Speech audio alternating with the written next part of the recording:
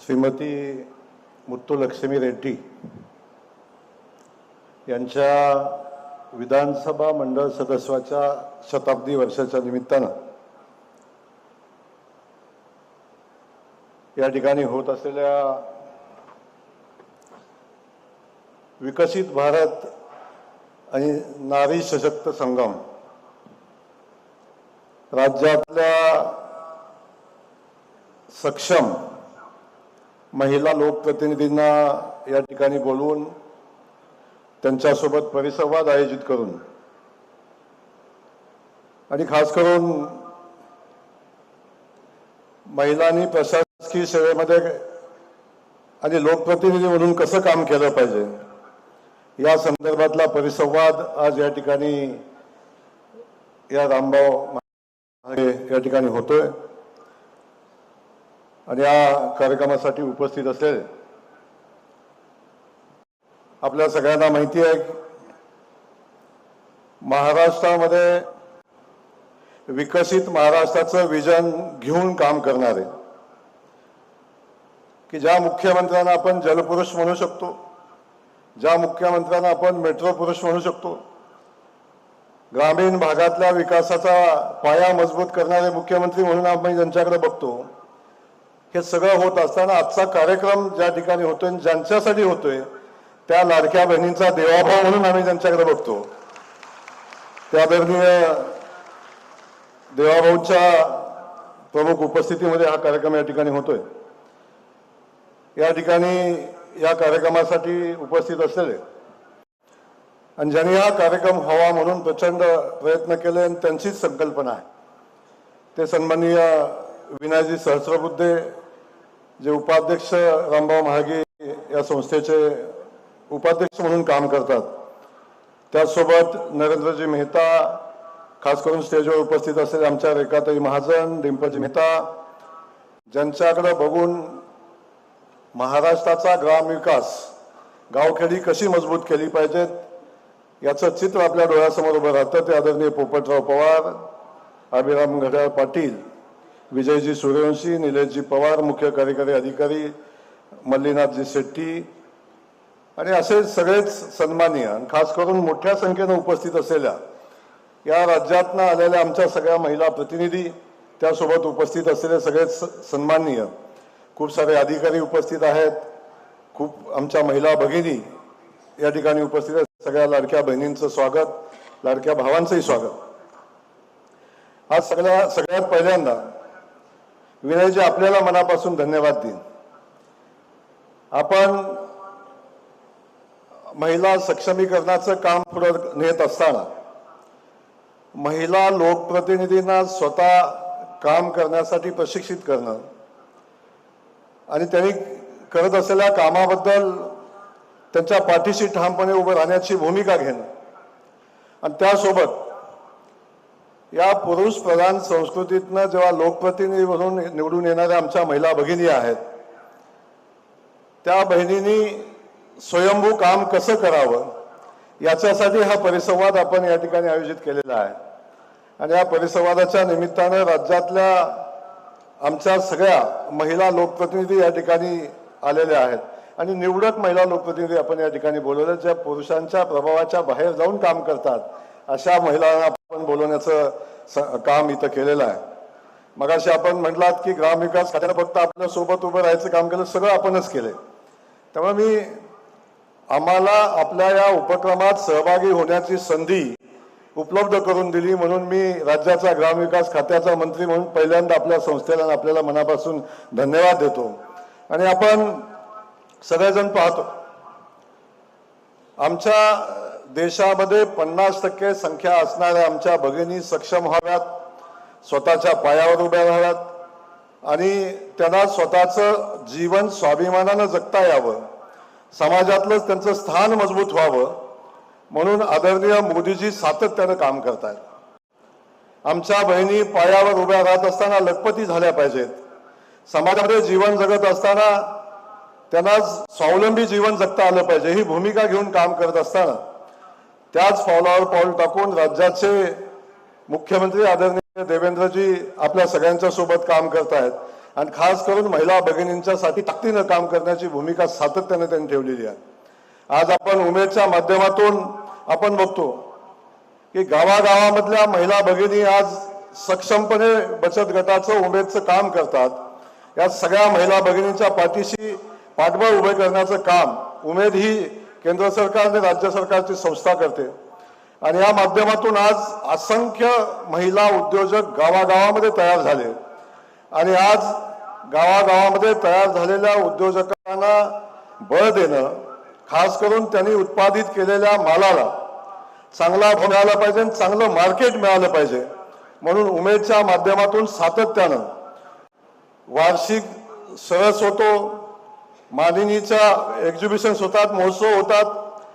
त्यातून वर्षातनं 4 दिवस 5 दिवस त्या महिला भगिनींच्या उत्पादित मालाला बाजारपेठ मिळाली पाहिजे म्हणून आपण ते महोत्सव जिल्हा व्हायचा असो किंवा विभाग व्हायचा असो आणि राज्यस्तरावर आपण करतो. आणि पाठीमागच्या वर्षीच मी बघितलं की या महिला भगिनींना फक्त 5 दिवस 7 दिवस बाजारपेठ उपलब्ध होते. मी एक कल्पना माननीय मुख्यमंत्री महोदयांच्याकडे मांडली की ह्या 5-7 दिवस 10 दिवस जे बाजारपेठ उपलब्ध होती ती बाजारपेठ आमच्या महिला भगिनींना 12 महिने उपलब्ध झाली पाहिजे. अशा पद्धतीची व्यवस्था आपल्याला उभी करायला लागेल. मुख्यमंत्री महोदय आपल्याला धन्यवाद देईल की आपल्या समोरची संकल्पना आल्या आल्या आपण क्षणाचाही विलंब न लावता उमेद मॉलची संकल्पना प्रत्यक्षात आणली आणि आज राज्यातले 13 जिल्ह्यातले पहिल्या टप्प्यातले उमेद मॉल मंजूर झाले. मला सांगताना अभिमान वाटतो साहेब की आता आमच्या या महिला भगिनींना स्वतःची 12 महिन्याची बाजारपेठ स्वतःच्या जिल्ह्यामध्ये उपलब्ध होणार आहे आणि या महिला भगिनींना सक्षम करण्याच्या दृष्टीनं पहिलं पाऊल या निमित्तानं पडणार आहे. आणि चालू वर्षामध्ये पुन्हा 10 मॉल घेण्याचा आपण संकल्प केलेला आहे. त्यामुळं देशातली ही पहिली संकल्पना आहे उमेद मॉलची की जी जिल्ह्यामध्ये स्वतःच्या महिला भगिनींच्या हक्काचा उमेद मॉल उभा राहील आणि 12 महिने त्यांना स्वतःच्या मालाला बाजारपेठ मिळेल. आणि त्यासाठी आपण शासन स्तरावर ताकदीने प्रयत्न करतो. आपण या सगळ्या गोष्टी बघत असताना आपण सातत्यानं पाहिलं की आपण गावखेड्यामध्ये महिला भगिनी आता खाद्यपदार्थाच्या बाहेर येऊन वेगवेगळ्या व्यवसायामध्ये पुढे येत आहेत. आणि या सगळ्या व्यवसायामध्ये पुढे येत असताना उमेदच्या माध्यमातून असेल, बँकांच्या माध्यमातून असेल, त्यांच्या पाठीमागं अर्थसहाय्य देऊन ताकद उभे करण्याचं काम महाराष्ट्राचं सरकार करते. खास करून उमेद ही आमची संस्था करते. जवळजवळ 4,500-5 हजार कोटीचं आर्थिक सहाय्य आणि तेवढ्याच कोटीचं फिरतं भांडवल या सगळ्या बचत गटांच्या पाठीशी उभं केलंय. आणि आता आमच्या महिला उद्योजका घडताना आपण बघतोय की आज आमच्या महिलांचा माल राज्यामध्ये जातोय, देशामध्ये, आणि आता आमच्या महिला भगिनींचा माल एक्सपोर्ट होतोय.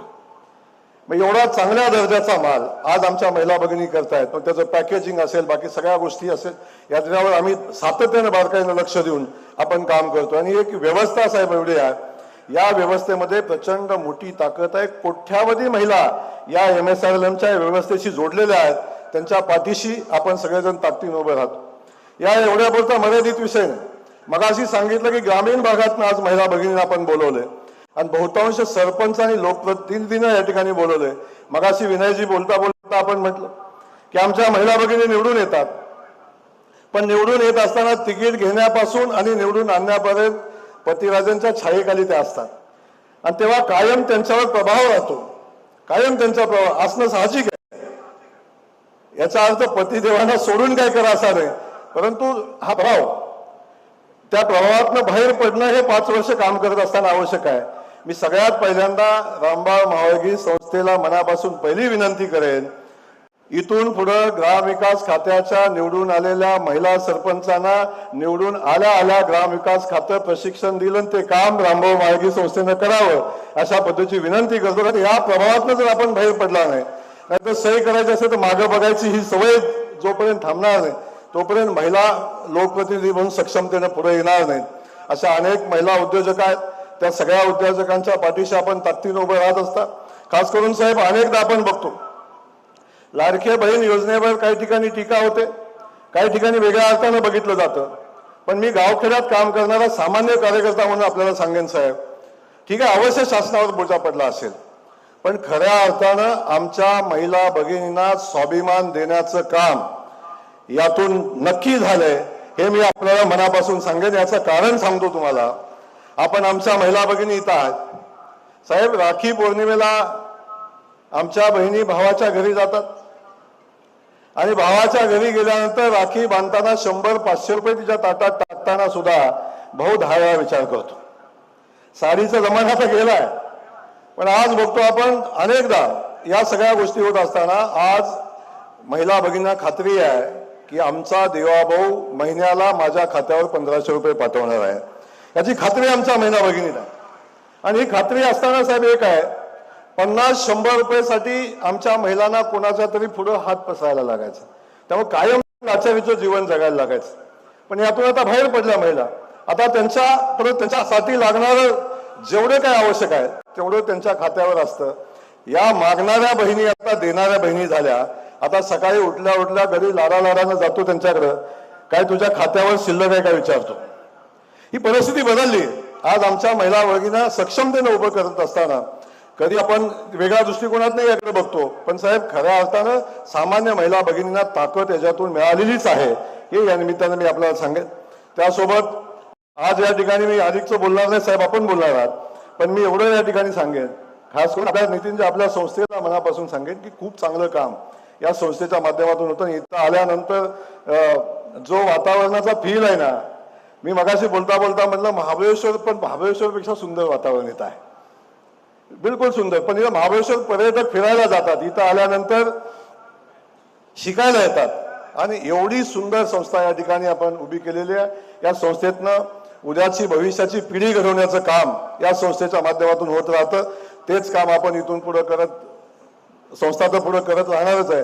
आणि आता माननीय मुख्यमंत्री महोदय या संस्थेसोबत आता मी सांगायची आवश्यकताच नाही, त्यांचं नातं हे कायम सातत्यानं राहिलेलं आहे.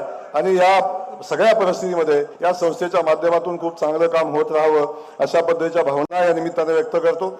आणि आपल्या सगळ्यांना जाता एवढंच सांगतो की आम्ही ग्रामविकास खात्याच्या माध्यमातून, सरकारच्या माध्यमातून, उमेदच्या माध्यमातून अनेक गोष्टी अशा आहेत की ज्या आम्हाला या संस्थेमध्ये येऊन शिकल्या पाहिजेत. त्यासाठी आपल्याला मार्गदर्शन आपलं सातत्यानं असावं अशा पद्धतीच्या भावना व्यक्त करतो. आपल्या सगळ्यांना मनापासून धन्यवाद देतो, थांबतो. जय हिंद, जय महाराष्ट्र.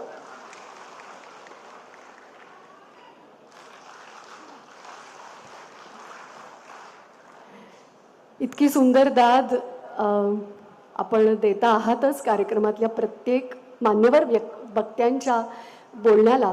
पण खऱ्या अर्थानं सांगायचं तर उमेद मॉल याबद्दल बोललं जाते. मग मनात आलं की उभे राहतायत उमेद मॉल, उभे राहतायत उमेद मॉल, मग